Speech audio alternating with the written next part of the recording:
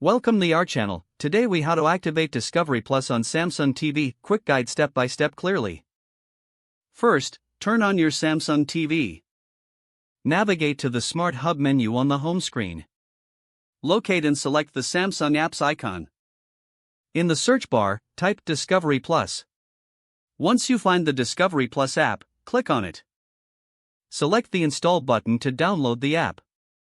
After installation, open the Discovery Plus app. You will see the option to log in or start a free trial. If you already have an account, select Log In. Enter your email and password associated with your If you are new to Discovery Plus, choose Start Free Trial. Follow the on-screen prompts to create a new account.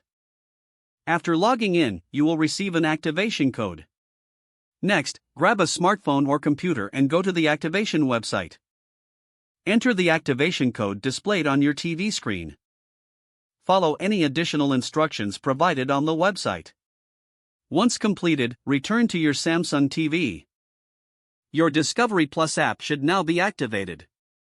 Enjoy streaming your favorite shows and movies. If the page does not load, refresh the browser or try again in a private or incognito window. Make sure you are using the correct email address, then retype it carefully to avoid small typos. If your password is not accepted, use the reset option and create a new strong password you can remember. Check your spam folder for verification or security emails, then complete any requested confirmation steps. Enable two-factor authentication if available to improve account security and reduce unauthorized access risk. After signing in, review your profile details so your contact information and settings are accurate and current.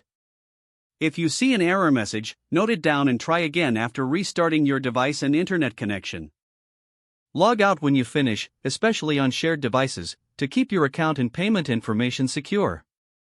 If the page does not load, refresh the browser or try again in a private or incognito window. Make sure you are using the correct email address, then retype it carefully to avoid small typos. If your password is not accepted, use the reset option and create a new strong password you can remember.